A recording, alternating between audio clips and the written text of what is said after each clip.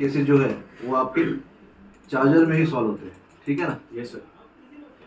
ये जो चार्जर है ये 2 सेक्शन से बना हुआ है पूरा चार्जर, जिसमें 5 मॉसफेट और एक आईसी है।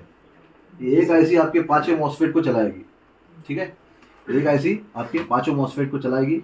इसमें फर्स्ट मॉसफेट, सेकंड मॉसफेट और सीएलआर, यहाँ तक आप देखेंगे तो ये आपका वोल्टेज हाई करना और बूस्ट करके आपको बी प्लस तक देना। यहाँ पे नाम अलग अलग कंपनी के हिसाब से अलग अलग नाम रहेगा। कोई बी प्लस देगा, कोई पावर चार्जर देगा, कोई पावर सेव्स, कोई बी प्लस प्लस देगा, ठीक है ना। तो अलग अलग नाम यहाँ पे आ सकते हैं, डिपेंड्स ऑन आर्किटेक्चर जो बनाते हैं। क्वांटा है, विजडन है, बहुत सारे इन्विंटेक है, ये सब बोर्ड बनाते हैं। तो हमें क्या समझना है कि ये 2 मॉसफेट से इसको पार होके बी प्लस में आना, चार्जिंग ऐसी ही चलाएगी। अभी एज पर डायग्राम आप देख रहे हो तो ये मॉसफेट जो है जिसका नंबर है A04407, 07 लास्ट में आया, मतलब मैंने आपको बताया था कि ये अल्फ़ाबेट वाइज भी आपको इसको चेक कर सकते हैं, या तो ये एरो वाइज, जो आपके गेट के एरो है, गेट के एरो क्या है, अपसाइड है, ठीक है। गेट एरो इसका वर्किंग प्रिंसिपल क्या है, अगर आपका वीन जो है आपका वीन से गेट के ऊपर वोल्टेज क्या आना चाहिए, कम आना चाहिए, लो आना चाहिए, तो आपका पी चैनल मॉसफेट क्या होगा, स्विच होगा। तो इसके लिए आपको यहाँ पे पूरा स्ट्रक्चर दिया गया है जो AC ऑफ और PAC इन से चलेगा, जिससे यहाँ पे लो वोल्टेज दिया जाएगा। इसी वोल्टेज को हमको लो करना पड़ेगा और गेट इसका ऑपरेट हो जाएगा, ठीक है। yes. तो ये हम लोग गेट के जो वोल्टेजेस है, गेट वोल्टेजेस और सब कुछ हम लोग देखेंगे स्टेप बाय स्टेप कि ये मॉसफेट जो है कि वीन सेक्शन कैसे काम करेगा।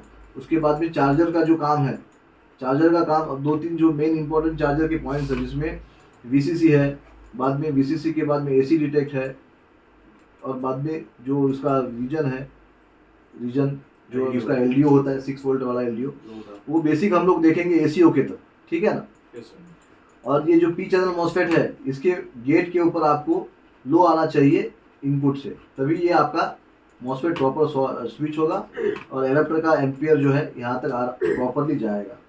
कभी कभार क्या हो जाता है, मॉसफेट स्विच नहीं होते या तो कुछ ख़राब होते, उसके वजह से प्रॉब्लम्स होते हैं।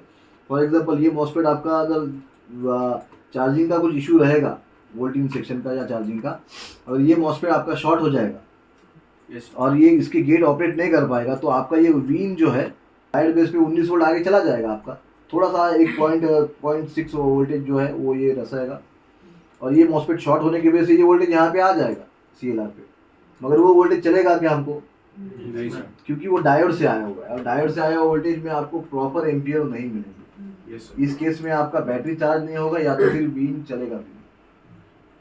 कभी कभार क्या हो जाएगा, चल भी गया तभी भी बैटरी चार्ज नहीं कर पाएगा, क्योंकि उसको एम्पियर जो चाहिए वो एडाप्टर के पूरे नहीं आएंगे डायोड के थ्रू। इसके लिए हमको ये मॉसफेट को क्या करना पड़ेगा, प्रॉपर स्विच कराना जरूरी है। इस मॉसफेट को प्रॉपर स्विच कराना जरूरी है, ठीक है। तो यही हम लोग देखेंगे। यहाँ पे इनके 2 मॉसफेट जो है आप यहाँ पे देख सकते हो। तो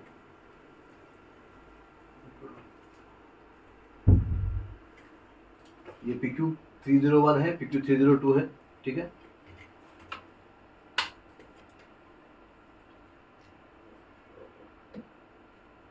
आप यहाँ पे देख सकते हैं PQ301, PQ302, ये 2 मॉसफेट है, ठीक है। yes.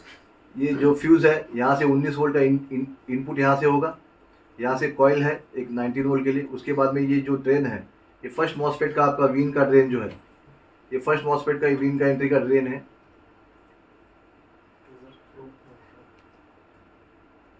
तो यहाँ से ये मॉसफेट से यहाँ से पास होगा, यहाँ से गेट ऑपरेट होगा तो भी ये पास होगा, और फिर यहीं से देखो यहाँ से अंदर से ट्रैक गया हुआ है, यही ट्रैक यहाँ से इनके साथ कनेक्टेड है।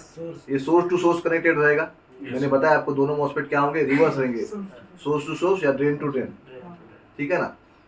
और फिर यहाँ से होके फिर ये मॉसफेट भी स्विच हो जाएगा और ये आपके CLR में आ जाएगा, और जो CLR से आपको ये वोल्टेज आउट होगा। यहाँ पे B+ पॉइंट आपका, यहाँ पे क्या है, B+ पॉइंट है। यहीं से पूरे आपके बोर्ड में 19 वोल्ट का डिस्ट्रीब्यूशन यहीं से होगा, और आपके पूरे बोर्ड में डिस्ट्रीब्यूशन ये 2 मॉसफेट के थ्रू ही होगा। और इसको पूरी चलाएगी कौन, चार्जिंग ऐसी। यहाँ पे देखो चार्जिंग ऐसी है आपकी PU301, ठीक है। yes, sir. तो अभी हम लोग इसको ऑन करके देखते हैं। जैसे ऑन किया, यहाँ पे बेसिक एम्पियर आपके आ गया इसके ऊपर, 0.014। इससे हमको समझ में आता है कि आपका स्टैंड बाय एटलीस्ट बनता रहेगा, ठीक है ना। हम लोग ने बहुत सारा देखा है कि शॉर्टिंग कैसी होती है, बराबर ना। अभी ये हिसाब से हम लोग को क्या है, स्टैंड बाय जनरेट होता रहेगा। तो हम लोग इसमें देखेंगे कि वीन इसमें एंट्री बराबर कर रहा है क्या, ठीक है। तो आप ये मल्टीमीटर देखिए, यहाँ पे कॉमन प्रॉब आप ये ग्राउंड पे रख के हम लोग देखेंगे वीन की एंट्री, ठीक है। तो वहाँ पे देखिए आप, ये आपका फर्स्ट वीन यहाँ से इनपुट हुआ एडाप्टर से, ठीक है। ये फ्यूज से पास हुआ, ठीक है। तो ये मैं यहाँ पे रखता हूँ तो आपको देखने में अच्छा होगा। फ्रेम में दोनों वाले, ठीक है। तो ये आपका देखो मल्टीमीटर भी यहाँ पे, वीन की एंट्री आप देखो यहाँ पे। तो ये 20 वोल्ट का इनपुट हो गया यहाँ पे, ठीक है। ये फ्यूज़ है, फ्यूज़ एक प्रोटेक्शन के लिए दिया हुआ, यहाँ से यहाँ पास हुआ। उसके बाद में ये फर्स्ट मॉसफेट में कॉइल के थ्रू आ गया यहाँ पे ड्रेन में, ठीक है। ड्रेन टू सोर्स ये पास हो चुका है, ठीक है। अभी ये पास हुआ है क्या नहीं, ये देखने के लिए हम लोग क्या करेंगे, इसके गेट को चेक करेंगे हम लोग, ठीक है। ये गेट जो है, गेट वोल्टेज क्या है, देखो गेट वोल्टेज 5 वोल्ट आ गया है, ठीक है। तो 5 वोल्ट ये इनपुट से कम है, यस सर। तो ये पी चैनल मॉसफेट है, ये तो स्विच हो जाएगा। तो स्विच होने की वजह से इसने ये आगे भेज दिया वोल्टेज PQ302 में। यहाँ पे वोल्टेज आने के बाद देखो इसका भी गेट चेक कर सकते हैं हम लोग, ये भी 5 है, दोनों गेट कॉमन है। देखो ये ट्रैक दिख रहा है, एक कॉमन ट्रैक में ये गेट आया हुआ है। ये भी 5 वोल्ट हो गया, तो ये भी स्विच करेगा। तो स्विच करके वोल्टेज यहाँ पे आपका आ जाएगा 20 वोल्ट। यही आपका CLR जो है, करंट लिमिटिंग रजिस्टर, यहाँ से होके यहाँ पे आया। तो ये आपका जो है यहाँ तक आपका वीन प्रॉपर एंट्री कर रहा है, ठीक है। तो ये वीन की एंट्री क्या है आपकी, प्रॉपर है। इस तरह हमें प्रॉपर सिस्टमेटिकली देखना है कि वीन की entry with the help of MOSFET switch होके आ रही है क्या। स्विच गेट वोल्टेज बहुत इंपॉर्टेंट है। इसकी जगह पे आपका अगर एन चैनल मॉसफेट होता तो ये नंबरिंग में जो आप देखोगे तो नंबरिंग में आपको फ़र्क पड़ता, जो 4407 है वो 4406 होता शायद से, क्योंकि मैंने बताया आपको आपका ऑड और इवन नंबर का मैंने सेटिंग बताया था कि ऑड इवन से भी आप अंदाज लगा सकते हैं, मगर ये तकरीबन 80 to 90% ये होते हैं। कभी कभी कुछ में रिवर्स भी होता है, तो वो उसके ऊपर पूरा भरोसा नहीं करना है।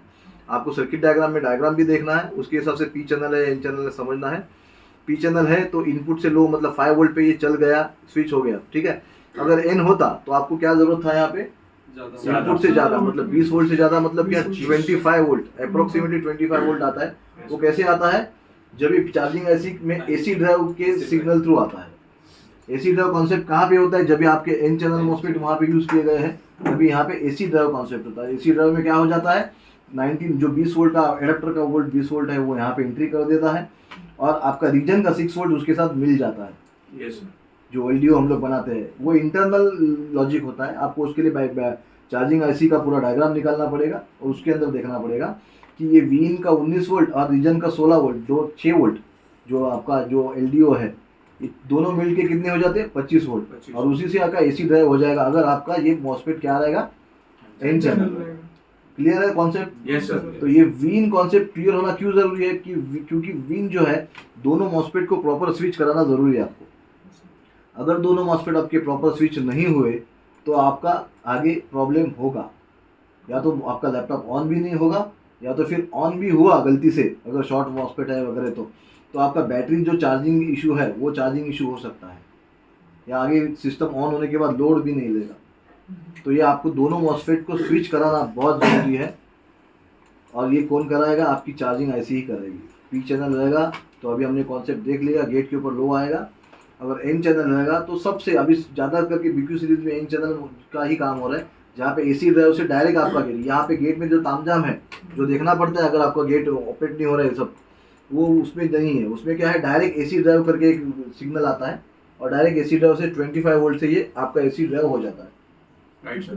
ठीक है, यस सर। समझ में आ रहा है वीन कॉन्सेप्ट? Yes sir. तो इस तरह ये आपका वीन कॉन्सेप्ट प्रॉपरली आपको देखना है with the help of multimeter, और इसी को हम लोग अभी किस में देखेंगे, CRO में भी देखेंगे, क्योंकि साइड बाय साइड आप CRO में देखने की आदत भी रखनी जरूरी है। क्योंकि CRO में आपको अगर मल्टीमीटर आपको ये 18 वोल्ट तो दिखा देगा, 20 वोल्ट तो दिखा देगा, मगर इसके अंदर ग्लिच रहेगा, कुछ अनप्योरिटी रहेगी, तो आपको वो सिर्फ कौन दिखाएगा, सीआरओ दिखाएगा। तो ये 3, 5 और 19 वोल्ट जो है मेन इनपुट अपने जो है आगे बनने वाले, वो सभी हमको किस में देखने जरूरी है, सीआरओ में। उसमें ग्लिच होना नहीं चाहिए, ठीक है। ग्लिच मतलब क्या, एक स्टेबल वोल्टेज जो आगे जाती रहती है, उस स्टेबल वोल्टेज में बीच में कहीं पे आपको एक डाउन फॉल आके चला जाता है, राइट सर। डाउनफॉल आके चला जाएगा तो वो प्रॉब्लम है आपको, ठीक है ना। तो अभी सीआरओ में भी कैसे देखेंगे, तो सीआरओ ऑटो में करना है आपको, ज़्यादा उसमें ये नहीं करना है, ऑटो में करेंगे इसकी सेटिंग। तो यहाँ पे हम लोग ये जो ब्लॉक्स है मैंने आपको बताया है कि कैसे सेट करना है इनको, ठीक है ना। तो इसको हम लोग पर डिवीजन कितना करेंगे, पर डिवीजन हम लोग इसको 19 वोल्ट अगर देखना है तो पर डिवीजन हम लोग 5 वोल्ट रखेंगे, यस सर। ठीक है ना। 5 वोल्ट के हिसाब से कैसा होगा, 5, 10, 15, 20, तो ये इसके आसपास आ जाएगा, ठीक है ना। ये 5 वोल्ट दिख रहा है ना, पर डिवीजन हम लोग ने 5 वोल्ट कर दिया, तो 5, 12, ये 5, ये 10, 15 और 20, तो 20 के आसपास यहाँ पे आ जाएगा, समझ में आ रहा है। तो हम लोग अभी देखेंगे 19 वोल्ट का एंट्री आपका, इसको हमको ग्राउंड करना है एक जगह पे कहीं पे। आप यहाँ पे देखेंगे ये 20 वोल्ट, देखो यहाँ तक लाइन दिख रहा है। थोड़ा इसको हम लोग वर्टिकली डाउन करेंगे थोड़ा सा, ठीक है, तो हमको 5 वोल्ट का प्रॉपर हो जाएगा। अभी यहाँ पे आ जाएगा, ठीक है ना। देखो ये 20 वोल्ट है, स्ट्रेट लाइन है, देखो कोई भी डाउनफॉल नहीं है। Yes sir. तो ग्लिच मतलब क्या है, थोड़ा हल्का सा डाउनफॉल आके चला जाएगा, अगर वो रहेगा तो आपका तकलीफ है। इसीलिए आपको सीआरओ चाहिए, क्योंकि मल्टीमीटर आपको 20 वोल्ट दिखा देगा, मगर वो कुछ प्रॉब्लम है, ग्लिच है, तो आपको बता नहीं पाएगा, ठीक है ना। तो इसी तरह हम लोग देखेंगे, ये 20 वोल्ट है सभी, ठीक है ना। और गेट वोल्ट क्या है अपना 5 वोल्ट, तो गेट वोल्ट में मैं ट्रायल लगाऊंगा, देखो गेट वोल्ट 5 वोल्ट आ गया, यहाँ से यहाँ मैंने 5 वोल्ट सेट किया है बॉक्स, तो गेट वोल्ट भी 5 आ गया, यहाँ पे लिख के भी आया, देखो मेजरमेंट भी है। तो इस तरह आपको मल्टीमीटर में भी ये स्टेप बाय स्टेप, अभी सिग्नल्स जो है आगे जो भी सिग्नल्स लगेंगे, वो सिग्नल्स में भी बहुत सारे सिग्नल्स ऐसे हैं कि आपको इसमें चेक करने ज़रूरी है। Right sir. मल्टीमीटर आपको वोल्टेज दिखा देगा, मगर यहाँ पे कुछ डाउनफॉल वगैरह है, क्या है, कुछ प्रॉब्लम है, तो ये आपको कौन बताएगा, सीआरओ। और क्या है, ये थोड़े से जो बहुत सारे लोगों ने छोड़े हुए बोर्ड है, बहुत सारे नए इंजीनियर्स वगैरह है, वो लोग ये सीआरओ से देखते नहीं हैं ज़्यादा करके, और उसकी वजह से वो रिटर्न हो जाते हैं। तो आपको ये सिग्नल्स है, वोल्टेज है, सीआरओ से प्रॉपर देखेंगे तो आप बीच में डाउनफॉल्स वगैरह रहेंगे तो आपको क्लियर कर सकते हैं। For example power good 3 volt तो आ जाएगा, मगर वहाँ पे कुछ ग्लिच रहेगा तो समझ में आया। तो ये बहुत सारे सिग्नल्स है, कैसे कैसे स्टेप बाय स्टेप सीआरओ से भी देखेंगे, ये भी हम लोग बाद में देखेंगे, ठीक है ना। तो ये वीन का कॉन्सेप्ट क्लियर है, यस सर। ठीक है, ओके, थैंक यू।